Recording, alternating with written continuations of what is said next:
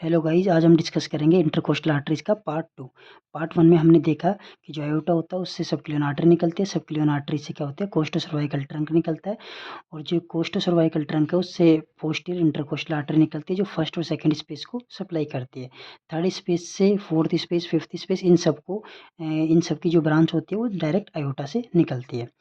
फिर हमने देखा था कि जो सबक्लियन आर्टरी है उससे इंटरनल थोरेसिक आर्टरी निकलती है जो स्टर्नम के पैरेलल मूव करती है, और उससे क्या निकलती है, एंटीरियर इंटरकोस्टल आर्टरी। और जो एंटीरियर इंटरकोस्टल आर्टरी होती है और पोस्टीरियर इंटरकोस्टल आर्टरी दोनों एनास्टोमोस करती है कोस्टोकॉन्ड्रल जंक्शन के ऊपर।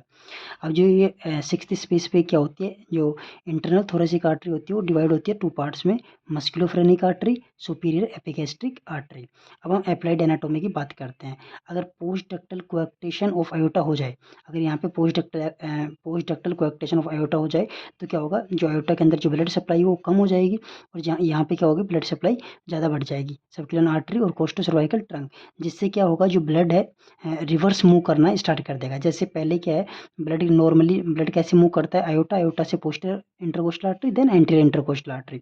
ठीक है, लेकिन अब जब पोस्ट डक्टल कोएक्टेशन हो जाएगा आयोटा का, तो अब जो ब्लड है वो कैसे मूव करेगा, एंटीरियर इंटरकोस्टल आर्टरी से posterior intercostal artery, then aorta, और देन आयोटा से पूरी बॉडी के अंदर ब्लड डिस्ट्रीब्यूट होगा। तो इससे क्या होगा, जो आर्टरीज होंगी वो थिक हो जाएंगी, एनगोर्ड हो जाएंगी और टोर्टियस हो जाएंगी। मतलब जो आर्टरीज हो जाएंगी वो थिक हो जाएंगी, और जिससे क्या होगा, कर्व्ड शेप की आर्टरीज हो जाएंगी। जिससे जब हम चेस्ट एक्सरे कराएंगे तो हमको रिब नोचिंग देखने को मिलेगा। क्या देखने को मिलेगा, रिब नोचिंग देखने को मिलेगा।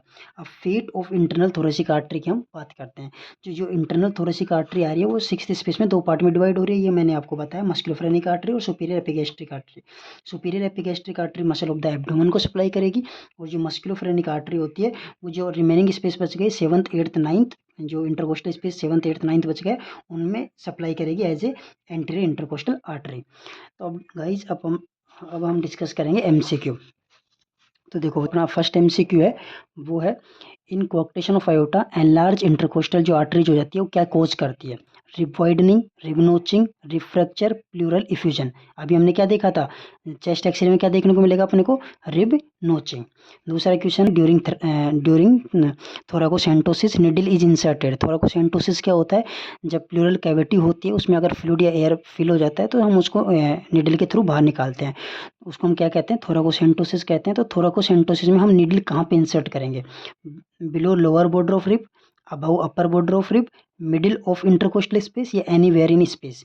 तो मैंने आपको बताया था, कहाँ बताया था, above upper border of rib. ठीक है, लास्ट क्वेश्चन है अपना, arrangement of structure in costal groove from above to downward किस हिसाब से अरेंज होती है। देखो, मैं आपको एक हिंट देता हूँ, फर्स्ट स्पेस में मतलब वो अपोजिट अरेंज्ड होती है, और बाकी स्पेस में सब में सेम अरेंज होती है।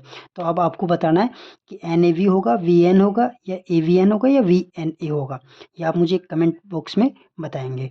आज के लिए इतना ही गाइस, मिलते हैं नेक्स्ट वीडियो में। अगर आपको मेरी वीडियो पसंद आई है तो चैनल को सब्सक्राइब करें, लाइक करें, कमेंट करें। Thank you.